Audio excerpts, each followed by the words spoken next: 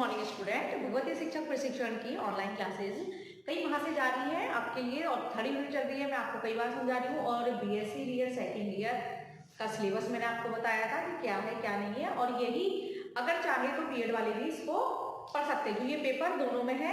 बस थोड़ी बहुत यूनिटों का डिफरेंस है। यूनिट वो 5 है लेकिन यूनिट के अंदर कुछ मैटर है, तो लास्ट वाली इसमें कुछ डिफरेंस है, बाकी दोनों एक ही है। अगर चाहे तो इसको देख सकते हो। तो इसी के साथ में कल हमने क्या पढ़ा था, तो कल हमने संप्रेषण का अर्थ, उसकी परिभाषाएं देखी थी। संप्रेषण होता क्या है ये अब मैंने आपको समझाया था। तो इसी के साथ में आज हम क्या देखेंगे, प्रोसेस ऑफ कम्युनिकेशन, यानी संप्रेषण की प्रक्रिया।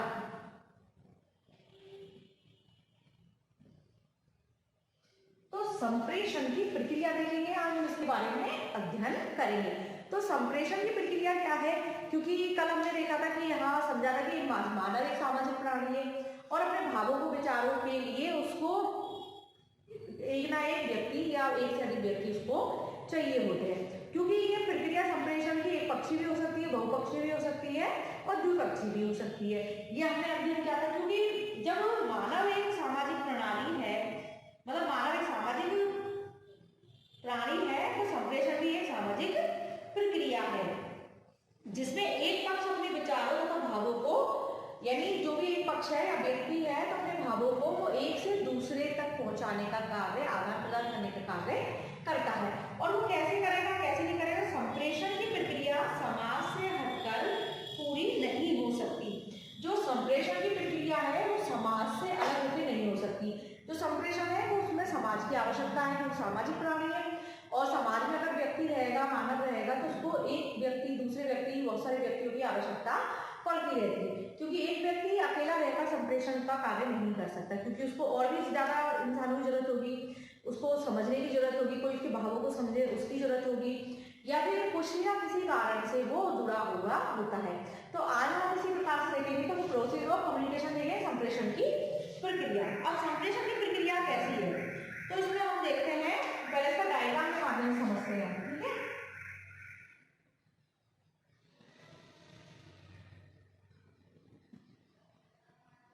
तो डायग्राम के माध्यम से इसको समझ लेते हैं।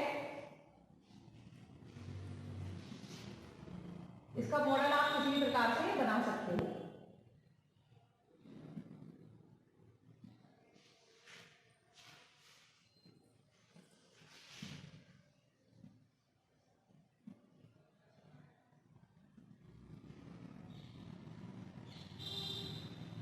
जैसे आपकी इच्छा हो स्ट्राइक का डिजाइन बना सकते हो आप।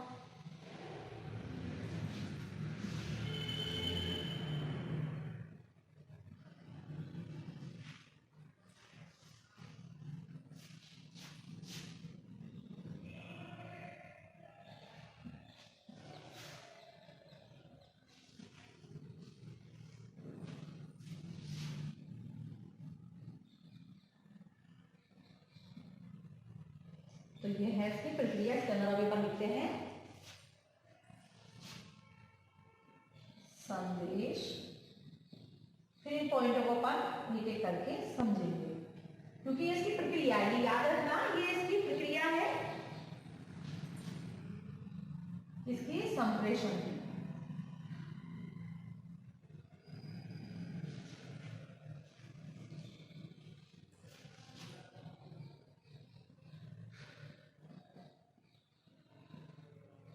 संप्रेषण, इनकोडिंग,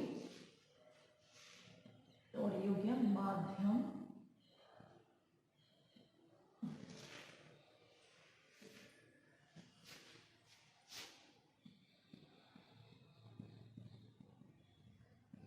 का माध्यम, डिकोडिंग, संदेश प्राप्तकर्ता। अगला हो गया पृष्ठपोषण यानी फीडबैक।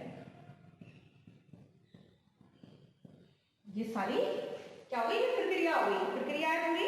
यानी संदेश वाहक, संदेश इनकोडिंग, संदेश का माध्यम डिकोडिंग, संदेश प्राप्तकर्ता और पृष्ठपोषण।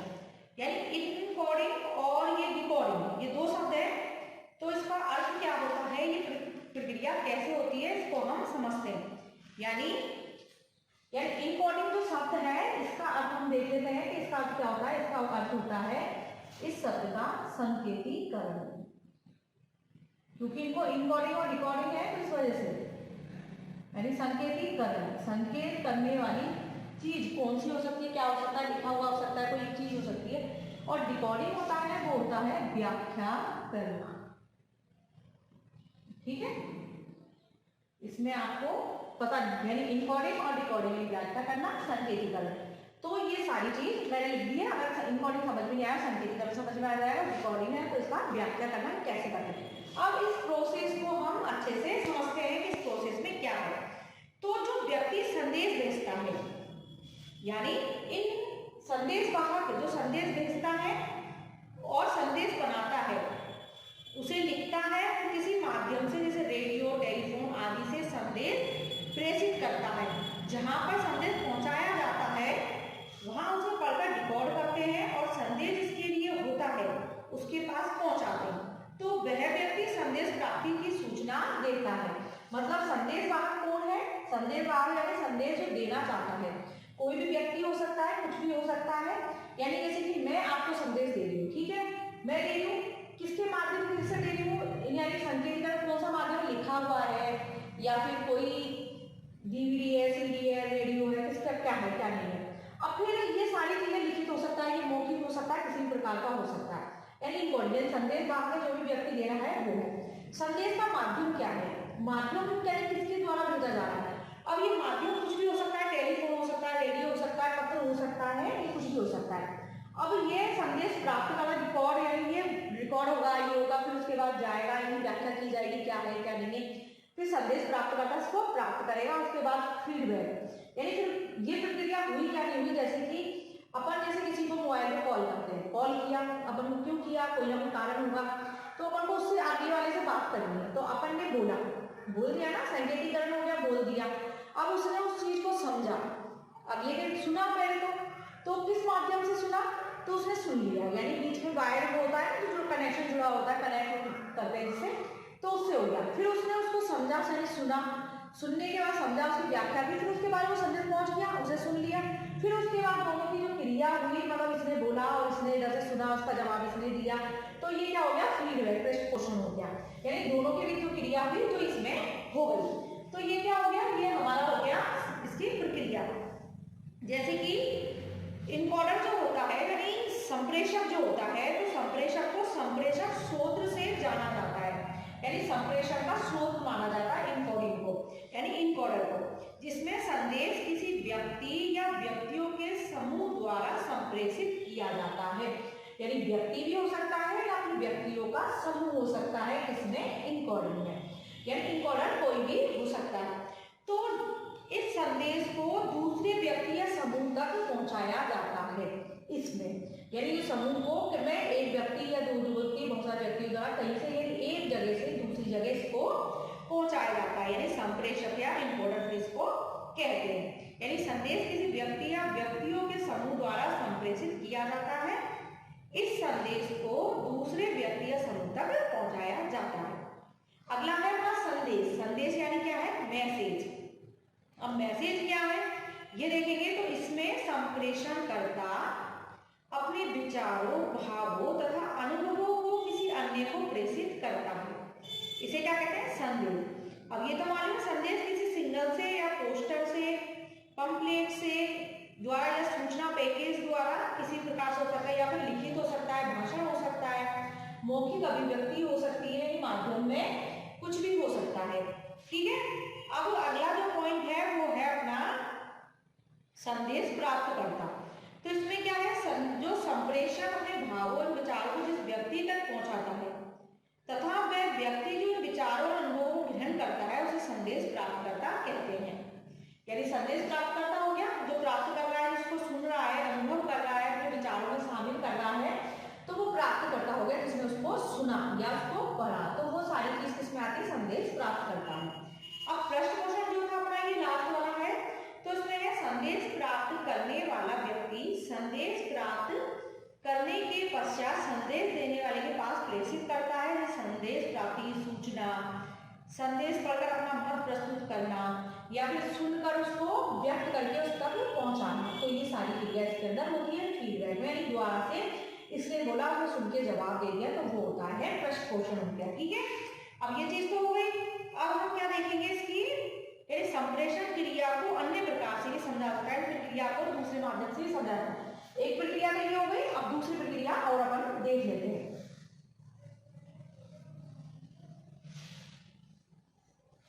ये प्रक्रिया नोट करते रहना, इसकी दो प्रकार की प्रक्रिया है, उस प्रक्रिया को हम देख लेते हैं।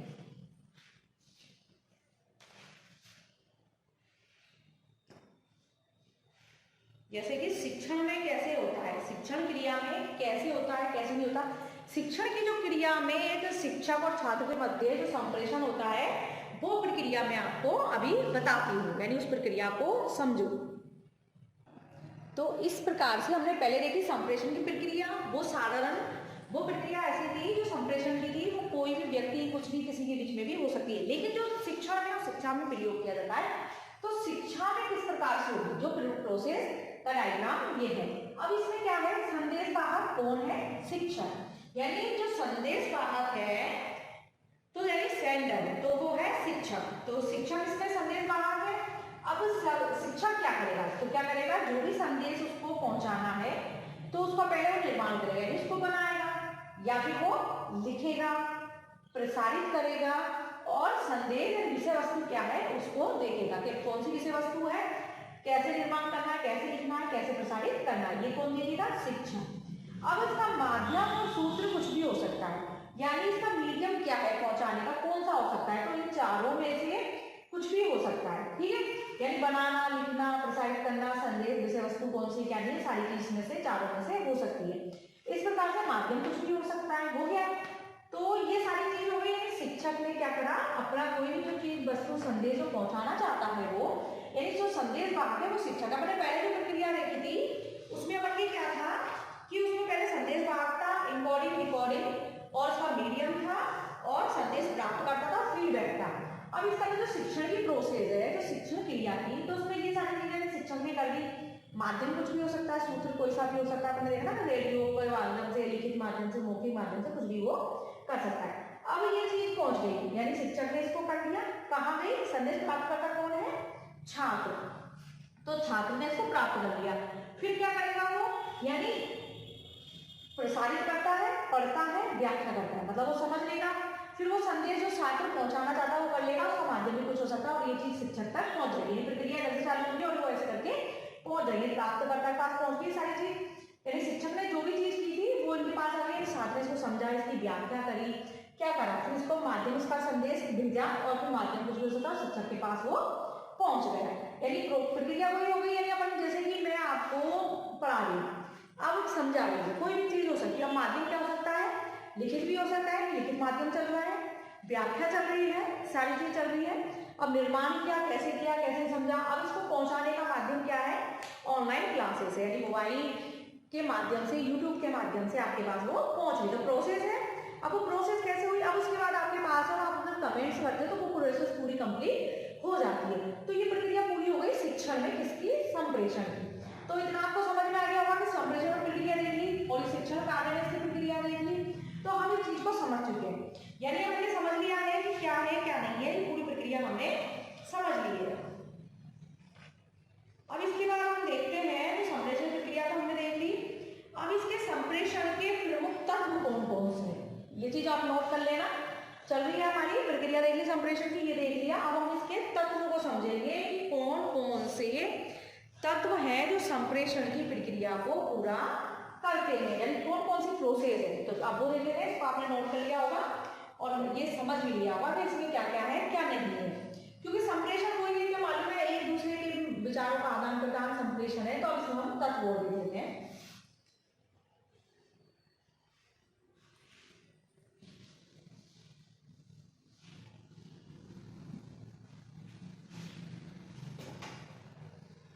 इसके तत्वों को समझते हैं, यानी संप्रेषण की के तत्व कितने हैं? 9। ठीक है। अब पहला है भौतिक, पहला है भौतिक,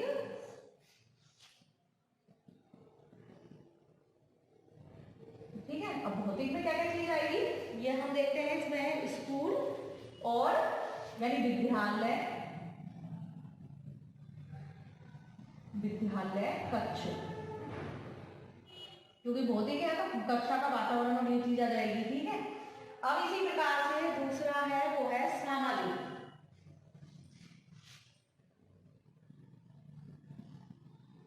तो इसमें क्या आएगा? कक्षा का वातावरण आएगा ना, वातावरण, क्योंकि सामाजिक है तो वातावरण पर डिपेंड करता है सामाजिक, तो वातावरण आ गया और कक्षा आ गई। ठीक है।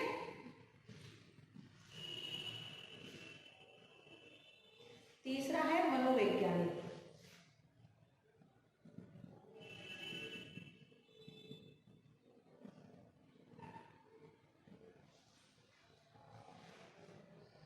तो इसमें मनोविज्ञान आ जाएगा औपचारिकता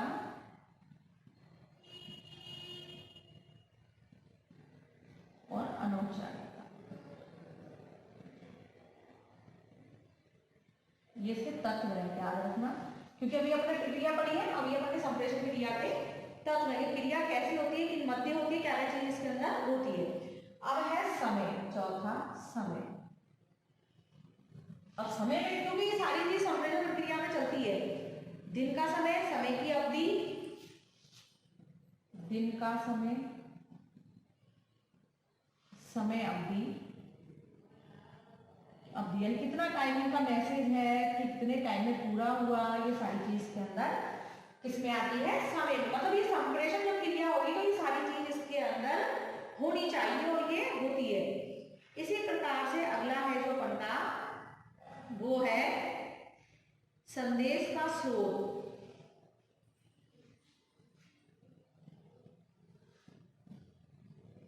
का स्रोत, यानी स्रोत क्या है? पहुंचाने का उसका माध्यम क्या है। ठीक है। तो इससे पता लग जाएगा कि क्या है, और है संदेश,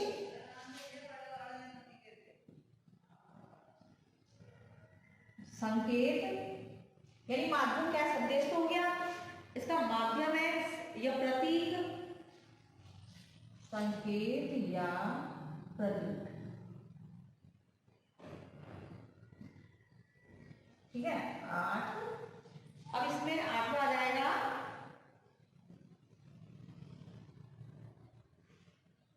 संदेश ग्रहण करता होगा और प्राप्त करता भी, यानी ग्रहण करता है प्राप्त करता, प्रश्न पोषण, संदेश ग्रहण करता,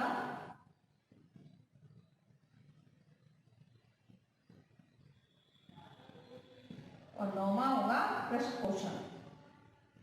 ठीक है। ये इसके कौन से तत्व हो गए? 9 तत्व हो गए इसके।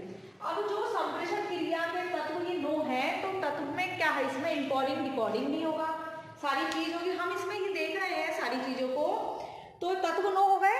तो इसमें क्या है? पहला भौतिक, यानी भौतिक वातावरण। पहले तत्व में सबसे मेन चीज जो है, जो विद्यालय हो या महाविद्यालय हो, उसमें जो शिक्षक द्वारा शिक्षण क्रिया होती है, तो उसके अंदर भौतिक में जो तत्व है, तो उसमें वातावरण वो चाहिए, विद्यालय, विद्यालय का, यानी भौतिक में क्या है? जो पूरी समय जो सीमा है, किस जगह बना है या नहीं है, बिल्डिंग है या नहीं है, सारी चीज कल होती है ना, विद्यालय है या नहीं जगह पे, कक्ष है या नहीं है, सारी चीज में होती है।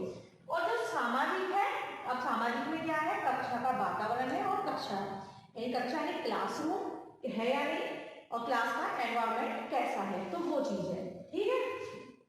तीसरा है मनोवैज्ञानिक। अब मनोवैज्ञानिक का मतलब है कि ये कितना औपचारिक है, कितना अनौपचारिक है, ये एक शिक्षण से संबंध रखता है या नहीं रखता है, इसका वातावरण से कोई संबंध है नहीं, समाज से संबंध है या नहीं, यानी मनोवैज्ञानिक तरीके से सोच कर क्रिया क्यों हो रही है संप्रेषण की, किस माध्यम से हो रही है, किस लिए हो रही है, तो वो सारी चीज होती है। अब समय है, दिन के समय है या रात का टाइमिंग के लिए दिन का समय है, और उसके बाद समय अवधि यानी समय टाइमिंग क्या है उसकी, यानी कितनी अवधि के लिए संदेश है, या फिर जो जैसे कि अपन क्लास होती है, तो क्लास में ये है कि मतलब उसमें देखते हैं कि समय सीमा कितना है, तो 40-45 मिनट की अपन के होते हैं, वैसे बाकी 30 से 35 मिनट के पीरियड्स होते हैं, अपन के पीरियड्स लंबे होते हैं, कोई भी 1 घंटे के होते हैं, तो इस हिसाब से अवधि होती है। और संदेश का स्रोत क्या है? यानी कौन सा माध्यम है, किस माध्यम से संदेश स्रोत कैसे पहुंचाया जा रहा है, कैसे इनको संदेश दिलाया, संदेश क्या है क्या नहीं है, लिखित है मौखिक है, किस हिसाब का है, जैसे सरकारी प्राइवेट में है, या फिर संदेश कैसा है।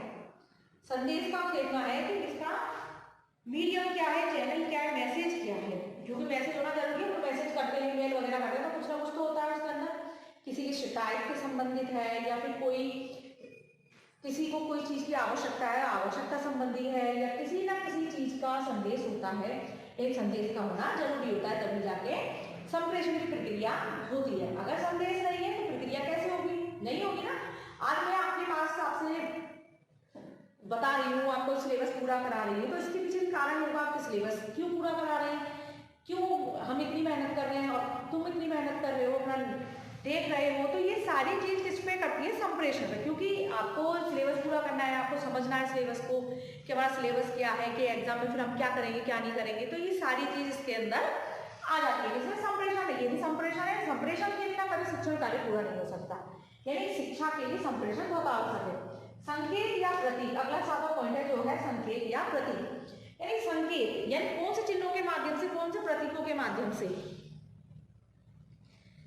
कि किस प्रकार से संकेत चिन्ह। कई जैसे मैंने कल आपको एक चीज बताई थी कि प्राचीन समय में जो आदि मानव वगैरह होते थे, तो वो अपने संदेश को एक से दूसरे तक पहुंचाने के लिए किसका प्रयोग करते थे, अलग अलग आवाजें का प्रयोग करते थे। कोई ढोल का प्रयोग करते थे कि वो बजा के, जैसे घंटी बजाते थे, घंटे बड़े बड़े होते थे, उनको बजाते थे, इसकी आवाज से पहचान जाए और वो हमारे पास आ जाए। तो वो भी उनका संप्रेषण नहीं, उनका वो था, प्रतीक था वो, कि इस प्रकार की आवाजें निकाली जाएंगी तो तुम आ जाना, और ऐसे घंटी की इस प्रकार से संदेश दिया जाएगा। तो वो सारी चीज किसमें, प्रतीक में आती है। यानी कोई हमारे जैसे अपन बोल के व्याख्या करके लिखित रूप में ये सारी चीज करते हैं तो संकेत या प्रतीक होता है। अब आता है संदेश ग्रहण करता, यानी संदेश को प्राप्त करने वाला कौन है, कौन प्राप्त कर रहा है, अपने संदेश को कहां तक पहुंचाना चाहते हैं। जैसे हमें मैगजीन वगैरह आते हैं तो ये संदेश किसके लिए आते हैं, ये पूरी सभी लोगों के लिए आते हैं, देश भर के लिए, कि कौन से देश में कौन सी क्रिया हो रही है, क्या हो रहा है, कौन सी घटनाएं हो रही है। तो ये सारी घटनाओं को एक जगह से, मतलब एक इंसान से दूसरी जगह, सब जगह पहुंचाना, सभी को पता हो कि घटनाएं हमारे देश में हो रही है ना।